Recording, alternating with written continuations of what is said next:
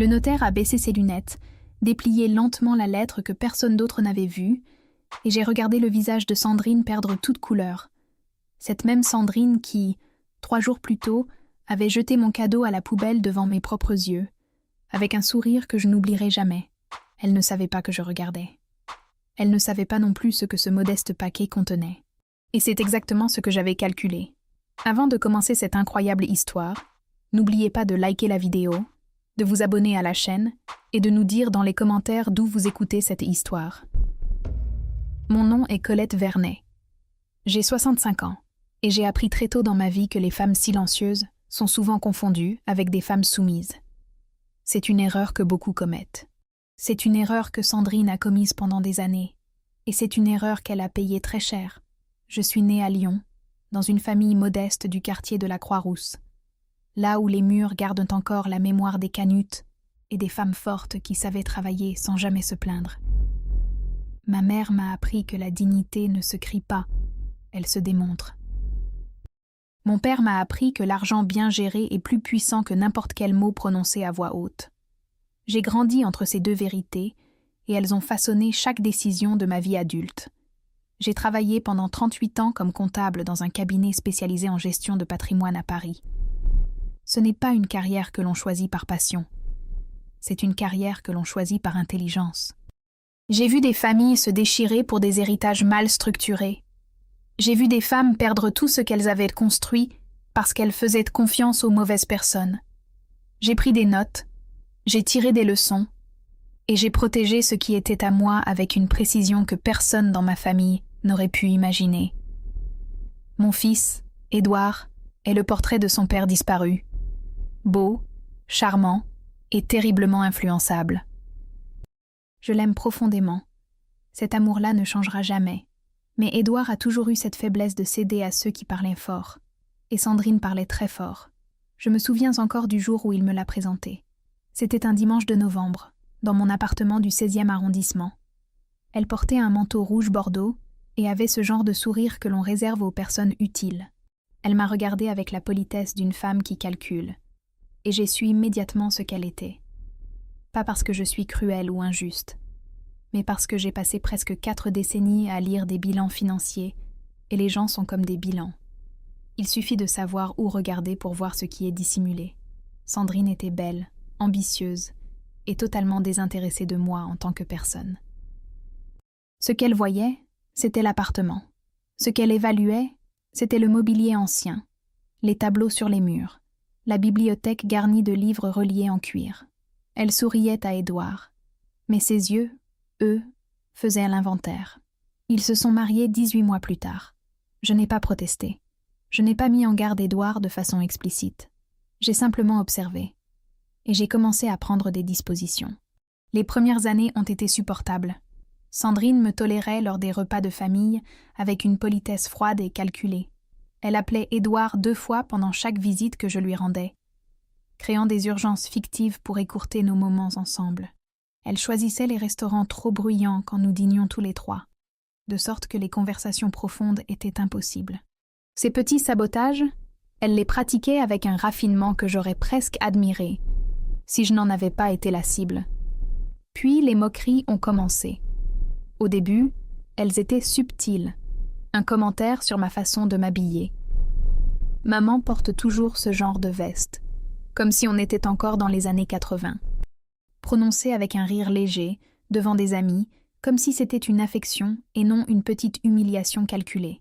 Édouard riait aussi, parce que Édouard rit toujours quand Sandrine rit. C'est sa façon d'exister à ses côtés. Ensuite, les commentaires sont devenus plus directs. Sur mon appartement, c'est charmant ce côté musée, mais ça manque de vie moderne. Sur mes habitudes, Colette ne comprend pas vraiment les nouvelles technologies. Elle préfère rester dans son époque. Sur mes opinions, maman a des idées d'une autre génération. Il ne faut pas lui en vouloir. Je les entendais toutes, je les enregistrais. Et je ne disais rien. Pas parce que je n'avais rien à dire, mais parce que les femmes qui savent attendre sont toujours plus dangereuses que celles qui réagissent. Il y a 3 semaines, Édouard et Sandrine ont organisé une pendaison de crémaillère pour leur nouveau appartement dans le 14e arrondissement. Un appartement qu'ils avaient acheté, en partie, grâce à une somme que j'avais prêtée à Édouard il y a 2 ans. sans jamais en parler à Sandrine, parce qu'Édouard m'avait demandé de garder le secret et j'avais accepté. J'ai préparé un cadeau avec soin. Pas un objet cher, pas quelque chose d'ostentatoire. Je ne suis pas ce genre de femme. J'avais acheté une boîte en carton craft, du papier d'emballage couleur crème, et j'y avais glissé plusieurs petites choses. Un livre de recettes lyonnaises que Sandrine avait un jour dit trouver, attendrissant, une bougie parfumée, 2 verres à vin de Bohème que j'avais choisis personnellement chez un artisan du Marais. Des cadeaux simples, choisis avec attention. Et dans la doublure intérieure du couvercle, soigneusement collée avec du ruban adhésif double face, une enveloppe blanche, petite, discrète, fermée avec de la cire. Je savais que personne ne la trouverait immédiatement. C'était voulu. La soirée s'est déroulée comme je m'y attendais.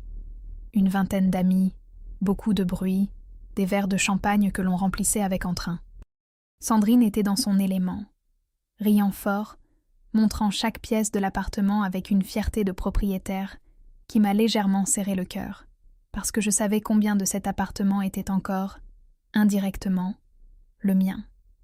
Je me suis installée dans un coin, avec un verre d'eau et mon manteau magenta, celui que Sandrine trouvait si daté. J'ai observé. J'ai souri aux gens qui s'approchaient. J'ai dit les choses polies que l'on dit dans ces moments-là. Et j'ai regardé Sandrine ouvrir les cadeaux. Elle avait cette façon de les déballer que j'ai immédiatement identifiée. Rapide, distraite, avec l'œil déjà posé sur le prochain. Elle ouvrait, regardait, posait, passait à autre chose. Les cadeaux défilaient, comme des dossiers sur un bureau. Chacun recevait exactement la dose d'enthousiasme calculée pour paraître sincère sans coûter d'énergie. Quand elle est arrivée à ma boîte craft, il y a eu une légère pause. Elle l'a regardée avec ce demi-sourire que je connaissais bien, celui qui précède un commentaire. Elle a dit, sans regarder dans ma direction, « Ah, le cadeau de maman. Toujours le style artisanal. » Quelques personnes ont ri doucement. Édouard a regardé ailleurs. Elle a ouvert la boîte, a sorti le livre, l'a feuilleté distraitement, a posé la bougie sans la sentir, a tenu les verres un instant, les yeux parcourant déjà la salle pour chercher quelqu'un à qui parler. Puis elle a refermé le couvercle, et elle a posé la boîte entière sur le bord d'une desserte, à côté d'un sac poubelle noir que quelqu'un avait mis là pour collecter les papiers d'emballage. Je l'ai regardé continuer sa soirée. J'ai attendu 10 minutes. Puis je me suis levée, sous prétexte d'aller chercher un verre d'eau, et je suis passée près de la desserte. La boîte craft était sur le dessus du sac poubelle. Pas à côté. Dedans. Quelqu'un, et ce quelqu'un, j'en étais certaine, n'avait pas agi par accident, avait glissé la boîte dans le sac. J'ai regardé le fond de la salle. Sandrine me tournait le dos. Elle riait avec 2 femmes que je ne connaissais pas. J'ai pris une longue inspiration. J'ai remis mon manteau, et je suis partie, sans dire au revoir à personne, avec le calme total de quelqu'un qui vient de recevoir la confirmation d'une décision prise depuis longtemps. Dans le taxi qui me ramenait chez moi, j'ai sorti mon téléphone. J'ai envoyé un message à une seule personne. Maître Bertrand Lacroix, mon notaire depuis 17 ans. Le message était court. Nous procédons comme prévu.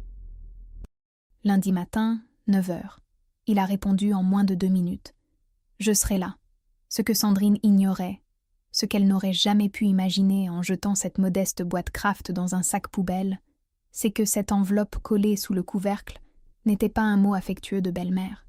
Ce n'était pas une invitation à déjeuner, ni une liste de conseils de décoration que personne ne demandait. C'était une lettre officielle, rédigée par Maître Lacroix lui-même, portant son cachet et sa signature, informant quiconque la trouverait que j'avais procédé 3 semaines plus tôt à une révision complète de mon testament, et que l'intégralité de mon patrimoine, l'appartement du 16e, le portefeuille d'actions que j'avais constitué sur 38 ans de travail, les tableaux, les livres reliés, le contenu de mes 3 comptes bancaires, seraient reversés, à ma disparition, à la Fondation Abbé Pierre, en faveur du logement des personnes sans abri. Pas un centime à Édouard, pas un centime à Sandrine. Et la seule façon de le savoir avant le moment fatidique était de trouver cette enveloppe qu'elle avait jetée à la poubelle, avec le cadeau, sans l'ouvrir, J'ai regardé les lumières de Paris défiler par la vitre du taxi, et pour la première fois depuis des années, j'ai souri avec une satisfaction que je n'avais pas besoin de cacher. Il ne me restait plus qu'à attendre. Et les femmes comme moi savent attendre. À tout changer. Le lundi matin est arrivé avec ce ciel gris de novembre que Paris réserve aux jours importants. Je me suis levée à 6 heures, comme toujours. J'ai préparé mon café, j'ai mangé 2 tartines avec de la confiture d'abricot et je me suis habillée avec soin. Mon manteau magenta, mes perles, mes chaussures à petits talons que j'avais fait ressemeler le mois précédent. On prend soin de ce qui a de la valeur. C'est une règle que j'applique aux objets comme aux êtres humains, et que j'ai cessé d'appliquer à Sandrine le soir où elle a jeté ma boîte Kraft dans un sac poubelle devant 20 personnes. L'étude de Maître Lacroix se trouve rue du Faubourg Saint-Honoré, au 2e étage d'un immeuble haussmannien, dont la façade n'a pas changé depuis 50 ans. J'y suis entrée pour la première fois en 2007, pour régler la succession de mon mari. Depuis lors, Bertrand Lacroix est la seule personne à Paris à qui je fais confiance sans réserve. Il m'attendait debout, ce lundi-là, avec 2 tasses de café posées sur son bureau en chêne. « Colette, vous avez l'air reposée. »« Je suis prête, Bertrand. C'est différent. » Il a souri. Ce sourire discret des hommes qui ont vu assez de familles se déchirer pour ne plus s'étonner de rien. Il s'est assis, a ouvert un dossier épais posé devant lui et a ajusté ses lunettes. Tout est en ordre. Les documents ont été enregistrés vendredi dernier. Le testament est inattaquable sur le plan légal. La donation à la fondation est structurée de façon à ne laisser aucune marge de contestation, même si Édouard décidait un jour de faire appel. Il le fera, ai-je dit calmement. Probablement. Mais il ne gagnera pas. Vous êtes en pleine capacité juridique, sans pression extérieure documentée, et la décision a été prise librement et formellement. Ce dossier est solide, comme du granit. J'ai pris ma tasse de café. Je l'ai tenue un instant entre mes 2 mains. Et la date de lecture ?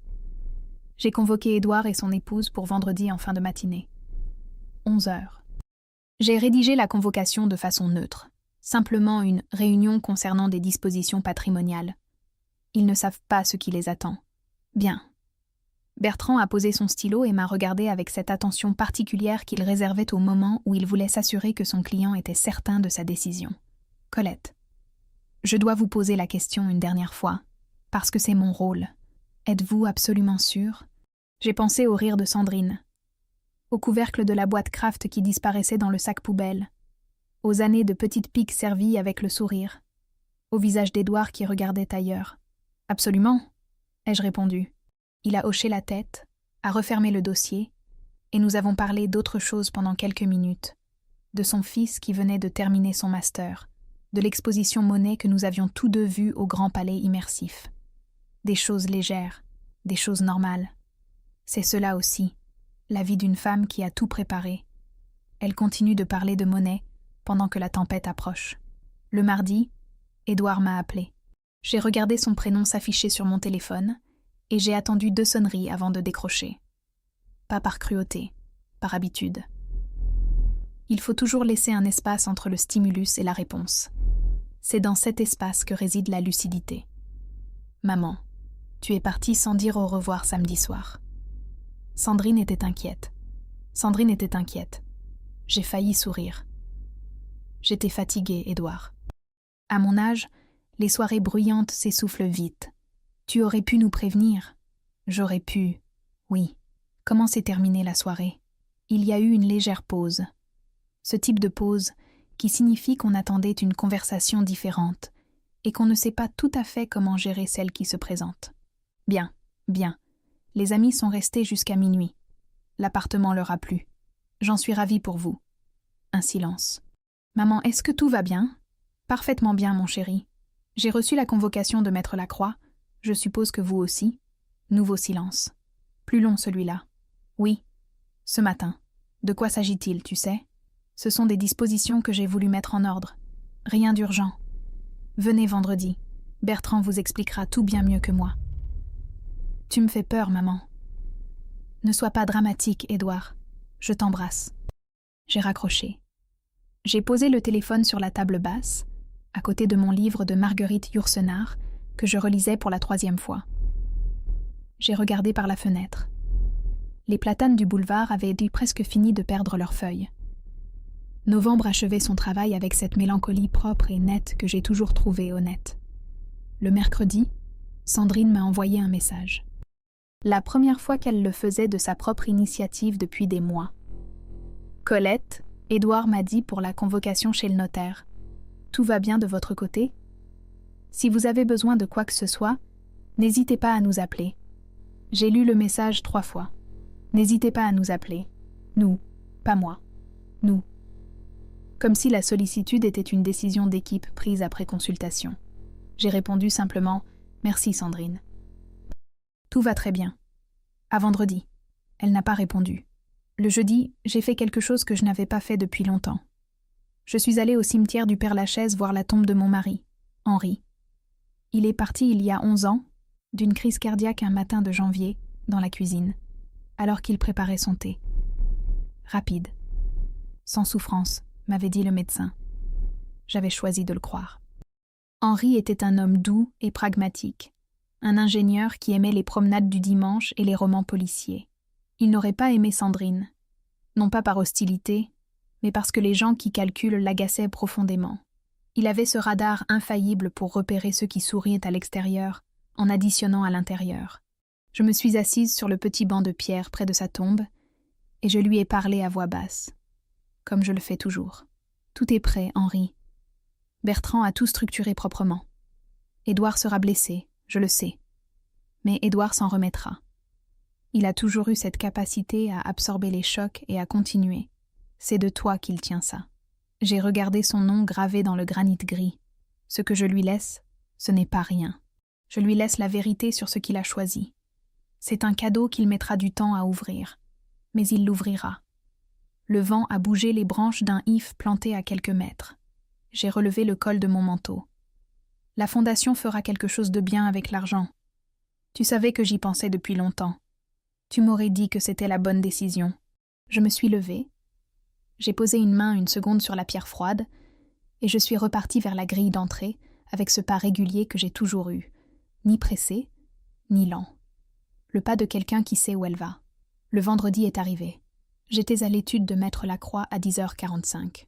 Bertrand m'a accueilli dans son bureau, m'a offert un verre d'eau et nous avons attendu en silence. Ce silence confortable des gens qui n'ont plus rien à se prouver.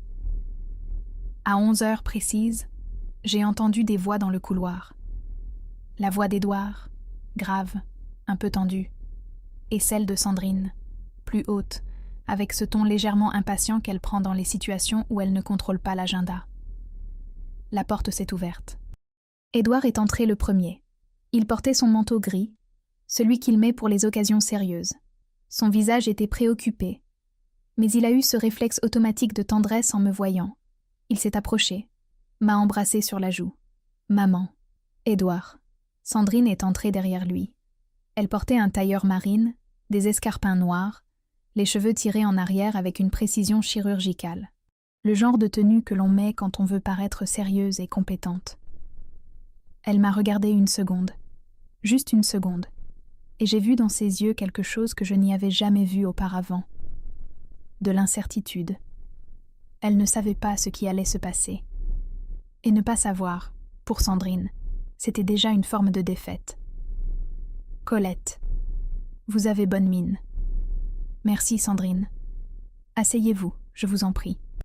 Maître Lacroix a attendu qu'ils soient tous les deux installés de l'autre côté de son bureau. Il a ouvert le dossier devant lui. Il a ajusté ses lunettes. Et il a commencé, avec cette voix posée et précise des notaires qui ont l'habitude de délivrer des nouvelles que personne n'attendait vraiment. Je vous ai convoqué aujourd'hui pour vous informer de dispositions testamentaires prises par Madame Colette Vernet il y a 3 semaines, le 24 octobre dernier, en pleine capacité juridique et de façon totalement libre. Ces dispositions ont été enregistrées, validées et sont désormais définitives. Édouard s'est redressé légèrement sur sa chaise. Sandrine a croisé les mains sur ses genoux, ce geste de contrôle que j'avais appris à reconnaître. Bertrand a continué.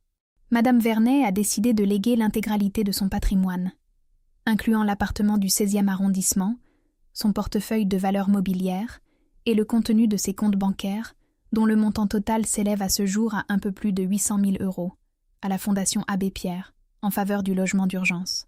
Le silence qui a suivi a duré exactement 4 secondes. Je les ai comptés. Puis Sandrine a perdu toutes ses couleurs. Ce n'est pas une métaphore. Je l'ai regardée devenir blanche. D'abord autour de la bouche, puis sur les joues, puis dans les yeux. Comme si quelqu'un avait coupé l'alimentation électrique d'un coup. Sa main s'est portée à sa bouche. Édouard, lui, regardait le bureau du notaire sans le voir vraiment. Il a mis quelques secondes de plus à comprendre. Puis il a tourné la tête vers moi, et j'ai lu sur son visage non pas de la colère, pas encore, mais cette expression propre aux enfants quand le sol se dérobe sous leurs pieds. « Maman » a-t-il dit. Juste ça, juste ce mot. J'ai posé mes 2 mains à plat sur mes genoux. J'ai maintenu mon regard droit, calme, sans dureté ni chaleur particulière. Le regard d'une femme qui a pris une décision, l'a mûrie, et n'en a aucun regret. Bertrand a continué à lire les termes techniques avec la même voix égale. Les clauses, les conditions, les délais légaux. Sa voix remplissait la pièce, pendant que Sandrine restait figée, la main devant la bouche, les yeux fixés sur un point invisible quelque part entre le bureau et le mur. Et moi, j'ai pensé à la boîte Kraft, à l'enveloppe sous le couvercle. À ce moment précis où elle avait décidé, sans même l'ouvrir, que ce que je donnais ne méritait pas son attention. Il ignorait que tout avait déjà été décidé bien avant cette soirée. Bertrand a posé le dossier. Il a retiré ses lunettes, les a pliées avec ce geste lent et précis qui lui est propre. Et il a regardé Édouard et Sandrine avec la neutralité bienveillante des hommes qui ont appris à ne pas prendre parti dans les tempêtes familiales. « Je vous laisse quelques instants », a-t-il dit simplement. Il s'est levé, a contourné son bureau, et il est sorti de la pièce en refermant la porte sans bruit. Nous étions 3, et personne ne parlait. Sandrine avait baissé la main. Elle regardait maintenant le dossier fermé sur le bureau, comme si elle espérait que les mots à l'intérieur allaient se réorganiser d'eux-mêmes pour dire autre chose. Son visage était redevenu à peu près normal en surface, mais ses mâchoires étaient serrées d'une façon que je reconnaissais. La façon dont on serre les dents quand on essaie de ne pas perdre le contrôle devant quelqu'un qu'on méprise. Édouard, lui, me regardait. « Maman, explique-moi. » Sa voix était basse, pas agressive, blessée. Et cette blessure-là, je l'avais anticipée. Je ne l'avais pas cherchée, mais je l'avais acceptée, parce que certaines vérités ne peuvent pas être livrées sans faire mal. Il n'y a rien à expliquer, Édouard. Bertrand vient de tout expliquer. Tu aurais pu nous en parler. Tu aurais pu... Je n'avais pas à vous en parler. C'est mon patrimoine. C'est ma décision. Sandrine a bougé. Juste un léger mouvement du buste. Une façon de reprendre de l'espace, de se replacer dans la conversation. « Colette » a-t-elle dit. Sa voix était posée, presque douce. Ce genre de douceur qui précède une attaque bien calculée. Je pense qu'il y a peut-être eu un malentendu quelque part. Nous sommes une famille. Édouard est votre fils. Ce que vous avez bâti pendant toute votre vie appartient à la Fondation Abbé Pierre, ai-je dit. Il n'y a pas de malentendu. Elle s'est arrêtée. Ses yeux ont fait quelque chose que je n'avais jamais vu depuis le début. Ils ont cherché une prise, une fissure, un endroit où s'accrocher. Et ils n'en ont pas trouvé. Vous ne pouvez pas faire ça, a-t-elle dit, plus bas, presque pour elle-même. C'est déjà fait. Édouard s'est levé brusquement. Pas avec violence. Édouard n'est pas violent, mais avec cette agitation des hommes qui ne savent pas rester assis quand quelque chose leur échappe. Il a marché jusqu'à la fenêtre, a regardé la rue en bas sans la voir. « Maman » a-t-il dit sans se retourner. « Est-ce que c'est à cause de nous ? Est-ce que c'est à cause de quelque chose que nous avons fait ?» J'ai réfléchi une seconde à la façon dont j'allais répondre. Pas par calcul cette fois, mais parce que c'était une vraie question, posée avec une sincérité que je lui reconnaissais et qu'elle méritait une vraie réponse. C'est une décision que j'ai prise pour des raisons qui me regardent, Édouard. La Fondation fait un travail que j'admire depuis des années. J'ai voulu que ce que j'ai construit serve quelque chose de concret. Et nous, dans tout ça, vous êtes jeunes. Vous travaillez tous les deux. Vous avez votre appartement. Un appartement que tu as en partie aidé à financer aurait pu dire une autre version de moi. Mais cette version-là n'avait pas sa place ici. Sandrine s'était levée à son tour. Elle a pris son sac sur la chaise. Et là, Pour la première fois depuis le début de cette réunion, elle a fait quelque chose d'inattendu. Elle a regardé directement vers le dossier fermé sur le bureau, puis vers moi, et elle a dit, avec une froideur qui ne cherchait plus à se dissimuler, « Il y avait quelque chose dans votre cadeau. Une enveloppe. » Ce n'était pas une question. J'ai soutenu son regard. « Oui. Je ne l'ai pas vue. Je sais. » Un silence. Cette lettre, c'était ça? C'était une copie de la notification adressée à Bertrand. Rien que vous n'ayez entendu ce matin.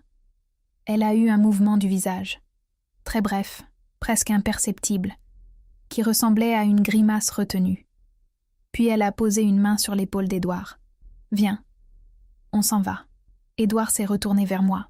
Il y avait dans ses yeux quelque chose que le temps et la distance allaient devoir démêler, de la confusion, de la tristesse, et quelque chose qui ressemblait à une question qu'il n'arrivait pas encore à formuler. « On se parle, maman ? Quand tu voudras, mon chéri. » Ils sont sortis. La porte s'est refermée. Bertrand est revenu 2 minutes plus tard. Il s'est rassis, a posé les mains à plat sur son bureau. « Comment vous sentez-vous ? » ?»« Bien. Étrangement bien. C'est normal. La décision était prise. Elle est exécutée. Le reste appartient à eux. » J'ai hoché la tête. Édouard va appeler. Peut-être plusieurs fois. Probablement. Et il va peut-être consulter un autre notaire pour explorer les recours possibles. Il le peut. Ça ne changera rien, comme vous l'avez dit. Mais il le peut. Bertrand a légèrement incliné la tête. Colette, il y a une chose que je veux vous dire. En dehors du cadre strictement professionnel. En 17 ans, j'ai géré beaucoup de successions compliquées. Beaucoup de décisions difficiles. Ce que vous avez fait est parfaitement légal, parfaitement structuré, et j'estime que c'est votre droit absolu. Mais je veux vous demander, est-ce qu'il y a une part de vous qui espère qu'Édouard comprendra un jour ? J'ai réfléchi honnêtement à cette question. Oui. Pas Sandrine. Sandrine ne comprendra que ce qu'elle a perdu, et c'est déjà quelque chose. Mais Édouard ? Oui. J'espère qu'un jour il comprendra que je ne lui ai pas retiré quelque chose. Je lui ai rendu service d'une façon qu'il ne peut pas voir maintenant. Quel service ? La vérité sur ce à quoi il ressemble quand personne ne le regarde. Bertrand n'a pas répondu. Il a juste eu ce sourire discret de quelqu'un qui comprend plus qu'il n'en dit. En sortant de l'étude, j'ai marché un moment sur le faubourg Saint-Honoré, sans chercher de taxi. Le froid était sec et propre, le genre de froid qui réveille sans agresser. Les vitrines des boutiques de luxe brillaient sous la lumière grise de novembre. Indifférente au monde. J'ai pensé à Sandrine dans cet appartement du 14e, ce soir-là. J'ai imaginé la conversation qu'ils allaient avoir, les mots de Sandrine, précis et méthodiques, cherchant à construire une stratégie. Et Édouard, assis en face d'elle, essayant de concilier sa loyauté envers elle avec quelque chose de plus ancien, de plus profond, qui le rattachait à moi. Je ne ressentais pas de triomphe. Ce mot-là appartient aux personnes qui ont combattu.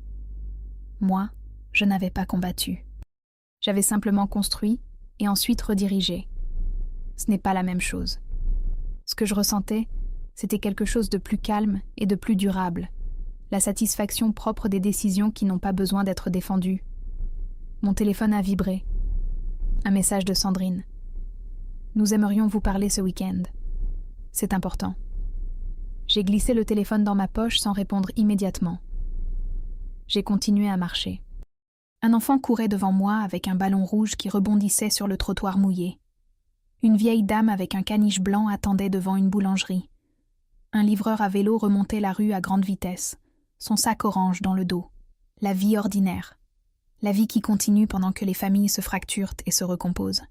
J'ai tourné à gauche vers l'avenue Matignon, et là, devant la vitrine d'un fleuriste, j'ai vu des branches de mimosa, ces petites fleurs jaunes qui sentent le printemps même au cœur de l'hiver. Je suis entrée. J'en ai acheté un bouquet, juste pour moi. C'est une chose que j'avais arrêté de faire pendant des années, m'acheter des fleurs. On finit par croire que les petits plaisirs solitaires sont tristes. Ils ne le sont pas. Ils sont simplement honnêtes. Le samedi matin, Édouard est venu seul. Sandrine n'était pas avec lui. Je ne savais pas si c'était sa décision à lui ou un accord entre eux, et je n'ai pas posé la question. Il s'est assis dans le fauteuil en face du canapé, celui où il s'asseyait enfant quand il voulait me parler sérieusement. Ses mains étaient posées sur ses genoux, comme les miennes la veille chez le notaire. Peut-être qu'on hérite de certains gestes sans le savoir. Maman, je veux comprendre. Qu'est-ce que tu veux comprendre, Édouard? Pourquoi maintenant? Pourquoi comme ça? Sans nous prévenir, sans nous parler. Tu aurais pu me dire que tu voulais faire une donation à une fondation. On en aurait discuté. Et tu aurais essayé de m'en dissuader? Peut-être. Mais j'aurais eu l'occasion de... De quoi? De me convaincre que mes souhaits devaient passer après les vôtres? Il s'est arrêté. J'ai continué, doucement. Édouard, je t'aime. Ça ne changera jamais. Mais depuis quelques années, j'ai vu une chose se passer dans notre relation qui m'a profondément attristée. Tu es devenu quelqu'un qui ne me regarde plus vraiment, qui rit quand on se moque de moi, qui regarde ailleurs quand on me traite comme si j'étais un meuble encombrant. Il a ouvert la bouche. Je n'ai pas levé la voix, mais j'ai continué. Je ne dis pas ça pour te faire mal. Je le dis parce que tu m'as demandé de comprendre, et je te dois la vérité. Sandrine ne cherche pas à te faire du mal, maman. Elle est directe. Parfois, elle... Édouard. Il s'est arrêté net. Je ne veux pas parler de Sandrine. Je veux te parler de toi, de ce que tu es quand tu es avec elle, et de ce que tu étais avant. Le silence qui a suivi était différent de celui du bureau de Bertrand. Celui-là était plein de toutes les choses qu'on ne s'était pas dites depuis des années, de tous les dimanches où j'étais repartie seule sans qu'il me raccompagne jusqu'au taxi, de tous les messages auxquels il avait répondu en 2 mots, alors que j'avais écrit 2 paragraphes. Il a baissé la tête. Et pour la première fois depuis très longtemps, j'ai vu mon fils. Pas le mari de Sandrine, pas l'homme en manteau gris assis chez le notaire. Mon fils. Avec cette façon qu'il a toujours eue de baisser la tête quand quelque chose le touche vraiment. « Je ne savais pas que tu ressentais ça », a-t-il dit. « Je sais. C'est aussi un problème. » Il a relevé la tête. Ses yeux étaient brillants. Pas de larmes. Édouard ne pleure pas facilement. Mais ce brillant-là, je le connaissais depuis qu'il était enfant. « Et maintenant » a-t-il demandé. « Qu'est-ce qu'on fait maintenant ?» J'ai regardé le bouquet de mimosas que j'avais posé dans un vase sur la bibliothèque. Ces petites fleurs jaunes, têtues et lumineuses au milieu de novembre. Maintenant, tu rentres chez toi. Tu prends le temps de réfléchir. Pas à l'argent, Édouard. À ce que je t'ai dit ce matin. Et quand tu seras prêt à me parler vraiment, tu m'appelles. Il s'est levé lentement. Il a remis son manteau. Et au moment de partir, il s'est retourné dans l'encadrement de la porte. Le cadeau que tu avais apporté à la pendaison. La boîte.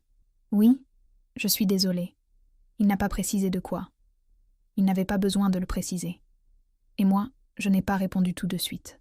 J'ai attendu qu'il soit parti, que la porte d'entrée se referme, que ses pas dans la cage d'escalier s'estompent.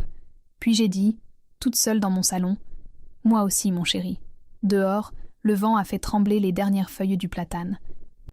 Et quelque chose, dans cette pièce silencieuse avec ses livres reliés et son bouquet de mimosas, a commencé, très lentement, très prudemment, à ressembler à un début, m'a glacé le sang de comprendre ce que j'avais vraiment perdu en gardant le silence si longtemps. Le dimanche s'est levé avec du soleil. Pas ce soleil timide et pâle de novembre qui s'excuse d'exister. Un vrai soleil, franc, qui entrait par les fenêtres de mon salon et posait des rectangles de lumière sur le parquet en chêne. Je suis restée longtemps à table avec mon café, sans livre, sans téléphone, juste à regarder la lumière bouger sur le bois. C'est dans ces moments-là qu'on mesure ce qu'on a construit. Pas en euros, pas en mètres carrés. En silence habitable. En matin où on n'a pas besoin de se justifier.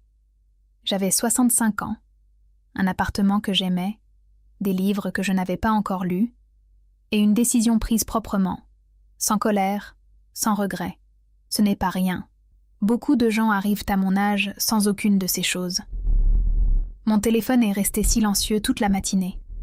Ni Édouard, ni Sandrine. Ce silence avait une texture différente de celui des jours précédents, moins tendu, moins chargé, comme si chacun avait besoin de souffler avant la suite. J'ai mis mon manteau et je suis sortie marcher. J'ai longé la Seine jusqu'au pont de l'Alma, puis je suis remontée vers le Trocadéro. Paris était calme, avec ses groupes de touristes qui photographient tout et ces familles qui poussent des landaux en regardant leur téléphone. J'ai marché sans destination précise, à mon rythme, en observant les gens avec cette curiosité tranquille que l'âge finit par donner si on la cultive. J'ai pensé à Sandrine, non pas avec cette tension des jours précédents, mais avec une sorte de distance analytique. J'avais travaillé avec des dizaines de femmes comme elle, intelligentes, ambitieuses, convaincues que la vie était une ressource à optimiser. Ce n'est pas un défaut en soi. L'ambition est utile. Le problème avec Sandrine, c'est qu'elle avait appliqué cette logique à des êtres humains. Elle avait regardé Édouard et vu un actif. Elle m'avait regardé et vu un passif. Et les passifs, on les minimise. On les range dans un coin. On les jette à la poubelle quand personne ne regarde. Sauf que cette fois, quelqu'un regardait. J'ai traversé le Trocadéro et je me suis arrêtée un moment face à la tour Eiffel. Je l'ai regardée comme on regarde quelque chose qu'on connaît trop bien pour vraiment le voir. Et pourtant, sous ce soleil de novembre, elle avait quelque chose de différent. Une netteté particulière, comme les choses qui reprennent leur forme exacte après qu'on a frotté les yeux. Mon téléphone a vibré. Un numéro que je ne reconnaissais pas. J'ai hésité. Puis j'ai décroché. Madame Vernet ? Elle-même. Bonjour madame, je suis Céline Marchand, je suis la sœur de Sandrine. J'ai marqué une courte pause. Bonjour Céline. Je vous appelle parce que Sandrine m'a tout raconté et je voulais vous parler. Pas pour vous convaincre de changer quoi que ce soit. Je veux être claire là-dessus. Juste pour vous dire quelque chose. Sa voix était directe, sans cette politesse calculée que j'associais à sa sœur. Une voix de quelqu'un qui appelle parce qu'il pense que c'est juste, pas parce que c'est stratégique. Je vous écoute, ai-je dit. Sandrine n'est pas quelqu'un de mauvais. Je veux que vous le sachiez. Elle a grandi dans une famille où l'argent manquait beaucoup, où on ne savait pas d'un mois sur l'autre si on allait garder l'appartement. Ça laisse des traces. Ça donne cette façon de tout évaluer en termes de sécurité. Ce n'est pas une excuse, mais c'est une explication. J'ai réfléchi un instant. Je comprends ce que vous me dites, Céline, et je ne pense pas que Sandrine soit fondamentalement mauvaise. Mais comprendre les raisons d'un comportement ne signifie pas l'accepter. Non, vous avez raison. Un silence. Elle est effondrée, a-t-elle continué. Pas seulement à cause de l'argent, je pense qu'elle réalise maintenant que vous la voyez vraiment. Et que ça l'effraie. Cette phrase m'a arrêtée. Ça l'effraie. Les gens qui passent à leur vie à calculer ont souvent peur d'une seule chose, être vus tels qu'ils sont. Et là, vous l'avez vu, sans rien dire, sans scène, sans confrontation. Vous l'avez vu, et vous avez agi. Je crois que c'est ça qui l'a brisé, plus que le reste. J'ai regardé la tour Eiffel un moment. Pourquoi vous appelez-vous Céline ? Vraiment. Elle a pris le temps de répondre. Parce que j'ai une nièce ou un neveu qui va arriver dans 5 mois. Et j'aimerais que cet enfant connaisse sa grand-mère. Le sol sous mes pieds est resté solide. Mais quelque chose dans ma poitrine a bougé, discrètement, fermement, comme un meuble qu'on déplace dans une pièce et qui change tout à la lumière. Sandrine est enceinte, ai-je dit. Depuis 3 mois. Elle voulait vous l'annoncer à la pendaison de crémaillère. Et puis, les choses ne se sont pas passées comme prévu. J'ai fermé les yeux une seconde. 3 mois. Elle était enceinte de 3 mois le soir où elle avait jeté la boîte Kraft. Le soir où elle avait souri à ses amis en posant mon cadeau sur le sac poubelle. Je ne savais pas quoi faire de cette information. Elle ne changeait pas ce qui avait été fait, ni de son côté, ni du mien. Mais elle ajoutait quelque chose à l'image que je m'étais construite. Une couche supplémentaire qui rendait tout plus complexe et moins net. « Merci de me l'avoir dit », ai-je répondu. « Édouard ne sait pas que j'appelle. Sandrine non plus. Je garderai ça pour moi. » Madame Vernet, est-ce que vous pensez que les choses peuvent s'arranger ? Avec le temps ? J'ai regardé un enfant qui courait vers sa mère sur l'esplanade, les bras ouverts, le manteau déboutonné malgré le froid. La mère l'a attrapé, l'a soulevé, l'a serré contre elle avec ce réflexe absolu et sans calcul que seuls les parents connaissent. Je ne sais pas, ai-je dit honnêtement. Mais je ne ferme rien. Je suis rentrée chez moi à pied, lentement. Dans mon salon, j'ai retiré mon manteau, je me suis assise dans mon fauteuil habituel et j'ai laissé les informations de cette journée se déposer comme de la poussière après qu'on a secoué un tissu. Ça prend du temps. Il ne faut pas se précipiter. Un enfant. Édouard allait être père. J'allais être grand-mère. Ces mots-là avaient une résonance que rien d'autre ne pouvait produire. Pas les 800 000 euros, pas le testament, pas la réunion chez Bertrand. Un enfant changeait les proportions de tout, pas les faits, pas les décisions déjà prises, mais la façon dont on regarde la suite. J'ai pris une feuille de papier et un stylo. Je n'ai pas écrit de lettre, juste quelques mots pour moi, pour clarifier ce que je pensais avant que les émotions ne viennent brouiller les lignes. Ce que j'ai fait est juste. Ce que Sandrine a fait était révélateur. Ces deux choses peuvent être vraies en même temps. Un enfant ne rachète pas le passé, mais il crée un futur qui n'existait pas avant. Je peux être ferme sur ce qui est décidé et ouverte sur ce qui reste à construire. Ces deux choses aussi peuvent être vraies en même temps. J'ai posé le stylo. Dehors, le soleil avait commencé à descendre. La lumière sur le parquet avait changé de couleur, plus orangée, plus douce. Ces fins d'après-midi de novembre ont cette beauté mélancolique des choses qui ne durent pas et qui sont belles précisément pour ça. Le téléphone a vibré. Édouard.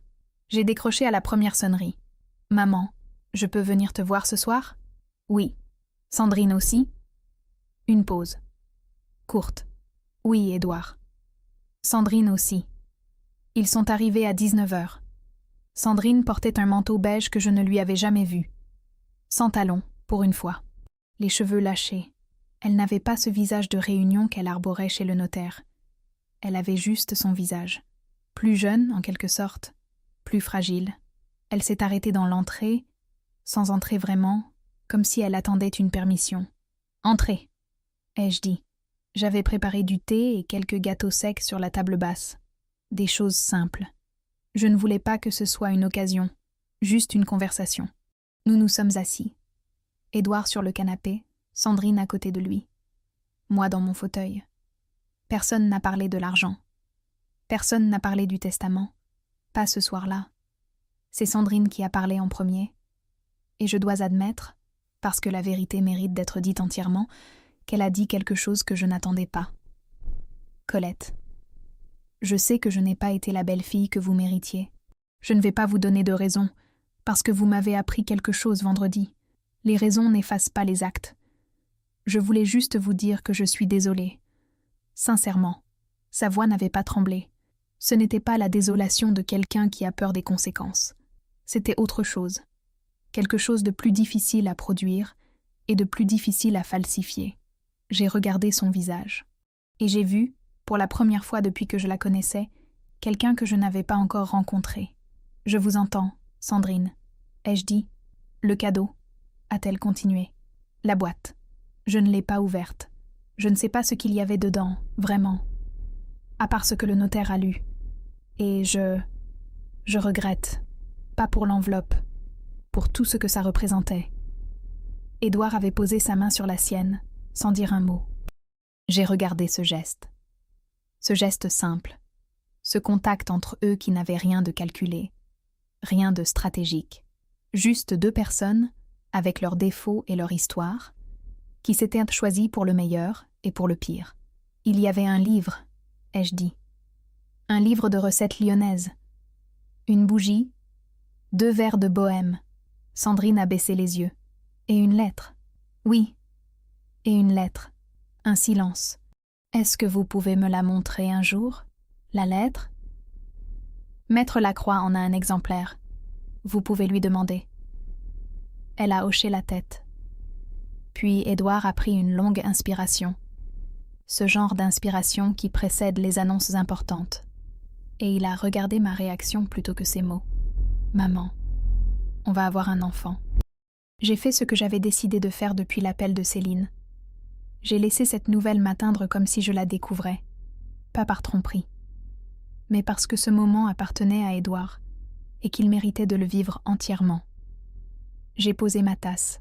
J'ai regardé mon fils. Et quelque chose en moi, quelque chose de très ancien, de très profond, que ni les testaments, ni les notaires, ni les boîtes Kraft jetées à la poubelle n'avaient pu atteindre, s'est mis à briller doucement, comme ces petites fleurs de mimosa qui tiennent bon, alors que tout autour d'elle, l'hiver fait son travail. Le lendemain matin, j'ai appelé Bertrand. Il a décroché à la 2e sonnerie, comme toujours. Colette. Je ne vous attendais pas si tôt. Je sais. J'ai besoin de vous parler d'une modification. Un silence bref, professionnel. Le silence de quelqu'un qui sait que les familles évoluent et que les décisions prises un vendredi ne sont pas toujours les mêmes le lundi. Je vous écoute. Je ne veux pas revenir sur la donation à la fondation. Elle reste intacte, mais je voudrais ajouter quelque chose au testament. Une disposition séparée, concernant un bien particulier. Lequel? L'appartement. Je ne suis pas une femme qui revient sur ses décisions par faiblesse. Je veux être précise là-dessus, parce que la nuance est importante. Ce que j'avais décidé vendredi restait vrai. Le patrimoine financier, le portefeuille, les comptes. Tout cela irait à la fondation, comme prévu, comme voulu. Mais l'appartement était autre chose. L'appartement du 16e, c'était 40 ans de vie. C'était la chambre où Édouard avait grandi, le couloir où il courait enfant en chaussettes sur le parquet, la fenêtre depuis laquelle Henri et moi regardions les platanes changer de couleur selon les saisons. C'étaient des murs qui avaient absorbé des deuils et des fêtes, des disputes et des réconciliations, des nuits de fièvre et des matins de soleil. Un enfant allait naître. Et cet enfant aurait besoin, un jour, d'un endroit où sentir ses racines. J'avais passé la nuit à y penser, pas avec sentimentalité, mais avec cette clarté que les grandes décisions exigent. Et ce que j'avais compris, c'est qu'il y a une différence entre punir et corriger. J'avais corrigé. Je n'avais pas besoin de punir au-delà. Bertrand a pris note en silence pendant que je lui expliquais ce que je voulais. L'appartement resterait dans la succession, mais serait légué directement à l'enfant d'Édouard, pas à Édouard, pas à Sandrine, à l'enfant, à sa majorité. Une fiducie gérée par l'étude jusqu'à ses 18 ans. C'est faisable, a dit Bertrand. C'est même élégant. Ce n'est pas pour l'élégance, c'est pour la continuité. Je sais. Je préparais les documents dès aujourd'hui. Avant de raccrocher, il a ajouté « Colette. Il y a des gens qui passent leur vie à accumuler et d'autres qui passent leur vie à transmettre.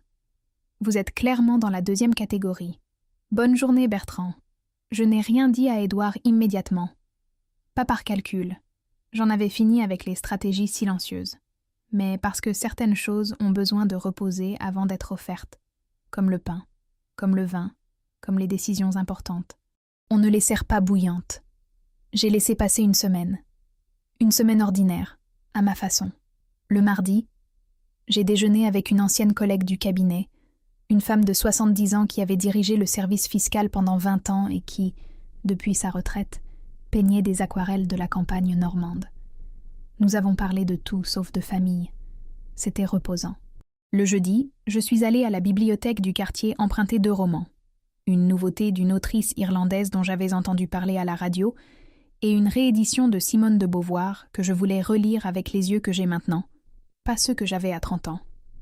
Le vendredi, j'ai reçu un message de Sandrine. Court, direct, sans cette politesse de façade que je lui avais toujours connue. Colette. Je voudrais vous inviter à déjeuner, juste vous et moi, quand vous le souhaitez. Pas pour parler de ce qui s'est passé, juste pour recommencer quelque chose, si c'est possible. J'ai lu le message 2 fois, puis j'ai répondu, samedi midi. Je connais un bon endroit près du Luxembourg. Le restaurant s'appelait Chez Paulette, un de ces bistrots parisiens qui n'essaient pas de ressembler à autre chose que ce qu'ils sont. Nappe blanche, carafe d'eau sur la table, ardoise avec 3 entrées et 4 plats. Aucune prétention. Beaucoup de bien-être. Sandrine est arrivée 5 minutes avant moi. Elle était assise près de la fenêtre, les mains autour d'un verre d'eau, et elle regardait la rue avec cet air de quelqu'un qui répète intérieurement ce qu'il va dire. Quand elle m'a vue entrer, elle s'est levée, et pour la première fois depuis que je la connaissais, elle n'a pas souri par réflexe. Elle m'a juste regardée, avec cette honnêteté un peu maladroite des gens qui ne savent plus jouer un rôle, et qui essaient, pour la première fois, d'être simplement eux-mêmes. Nous nous sommes assises. Nous avons commandé. Et pendant quelques minutes, nous avons parlé de choses neutres. La météo, le quartier, le fait que les feuilles avaient presque toutes disparu et que Paris en novembre ressemble à une belle femme sans maquillage, plus vraie et moins spectaculaire. Puis Sandrine a posé ses couverts et elle a dit « Je veux vous poser une question et j'aimerais une réponse honnête, même si elle est difficile. Allez-y. Est-ce que vous pensez que j'aime vraiment Édouard ? C'était une question que je n'attendais pas dans ces termes-là, pas avec cette vulnérabilité ouverte. J'ai pris le temps d'y réfléchir sérieusement. Je pense que vous aimez Édouard d'une façon qui vous ressemble. Ce n'est pas la façon dont moi j'aimerais quelqu'un, ni la façon dont j'aurais voulu qu'on aime mon fils. Mais je crois que c'est réel. Et je crois que vous êtes capable de mieux. Pas pour me plaire, mais parce que vous portez un enfant, et que les enfants nous apprennent à aimer autrement. Elle a regardé la nappe un moment. J'avais peur de vous. Je veux que vous le sachiez. Peur ? Vous êtes le genre de femme devant qui on se sent mesurée. Tout le temps. Et quand on a passé son enfance à ne jamais être à la hauteur, ce genre de femme devient une menace. J'ai réfléchi à ce qu'elle venait de dire. Je n'ai jamais voulu être une menace, Sandrine. Je sais, c'était moi. C'est moi qui vous transformais en ça, dans ma tête. Un silence confortable, pour la première fois. Le serveur a apporté nos plats. Une brandade de morue pour moi, une salade de lentilles pour elle.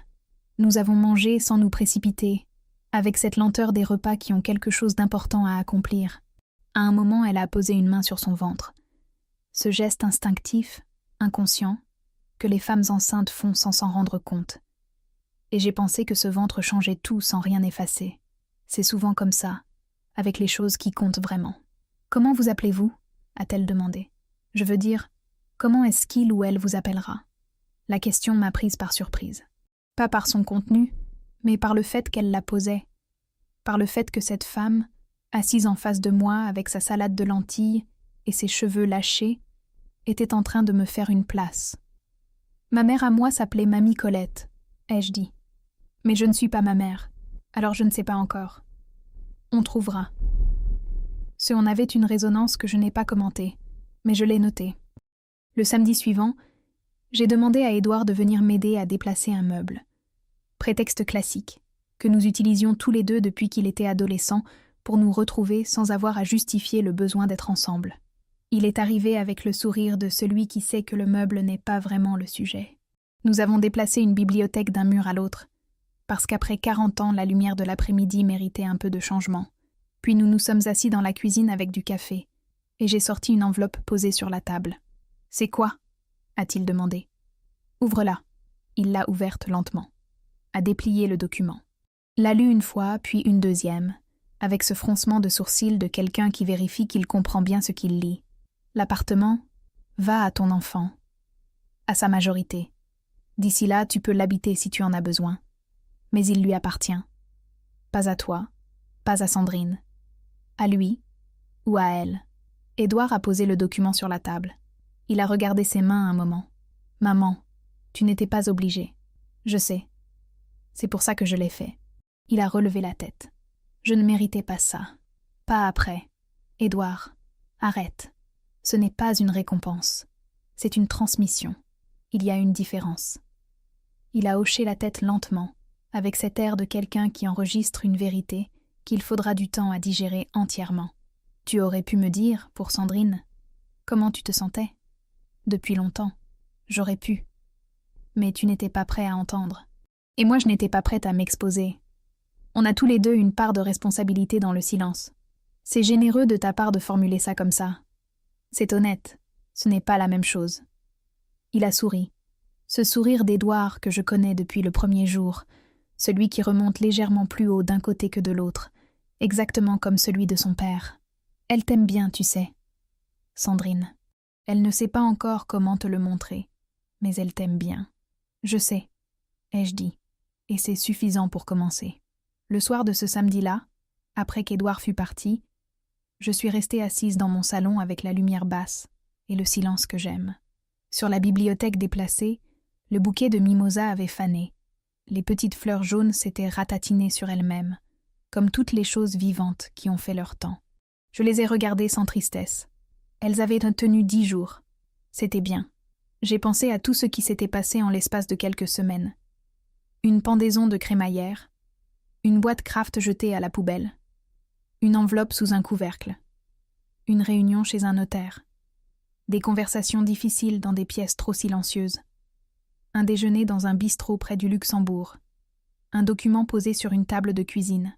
Et quelque part dans tout ça, dans cet enchaînement de petites choses qui semblaient séparées et qui ne l'étaient pas, quelque chose avait bougé. Pas spectaculairement, pas de façon irréversible, mais réellement. Je n'avais pas récupéré les années perdues avec Édouard. On ne récupère pas ce genre de choses. C'est une des vérités que l'âge enseigne avec une précision implacable. Le temps passé à regarder ailleurs ne revient pas. Les dimanches où il était rentré trop vite, les messages auxquels il avait répondu trop brièvement, les rires complices avec Sandrine sur mon manteau magenta, tout ça existait, et continuerait d'exister dans un passé qui ne se réécrit pas. Mais le futur, lui, n'était pas encore écrit. Un enfant allait naître dans cet appartement du 16e. Ou du moins, cet appartement l'attendrait à sa majorité comme un cadeau différé. Une lettre cachetée sous un couvercle qu'on ouvre au bon moment. J'aimais cette image. J'ai éteint la lampe du salon. J'ai ouvert la fenêtre un instant, juste pour sentir l'air de novembre. Cette odeur de pierre mouillée et de feuilles mortes qui est le parfum exact de Paris quand elle est honnête. Puis je suis allée me coucher avec le roman irlandais et la certitude tranquille de quelqu'un qui n'a plus rien à prouver, ni aux autres, ni à elle-même. Colette Vernet, 65 ans. Paris. Une femme qui avait appris, trop tard peut-être, mais pas trop tard pour ce qui comptait vraiment, que la victoire la plus complète n'est pas celle qui détruit. C'est celle qui reconstruit. Et ça, personne ne pouvait le jeter à la poubelle.